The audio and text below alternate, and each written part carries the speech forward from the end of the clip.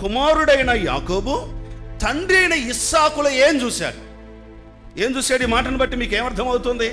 కుమారుడైన యాకోబు తండ్రి అయిన ఇస్సాకులో ఏం చూశాడు అంటే, నా తండ్రి దేవునికి భయపడేవాడు అనే సంగతి అర్థం చేసుకున్నాడు.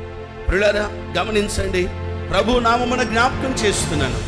మనము మన కుటుంబాలు ఆయన చేత వాడబడడం, ఆయన కొరకు వాడబడడం, ఆయన చేత దీవించబడడం ఎంతైనా అవసరం.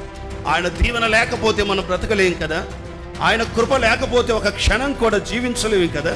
అలాగైతే ఆయన దీవెన, ఆయన ఆశీర్వాదం మన కుటుంబాల్లో నిండుగా పొందటానికి దేవుని భయం మనం కలిగి ఉండాలి. యాకోబు తండ్రిలో దైవ భయము చూడగలిగాడు.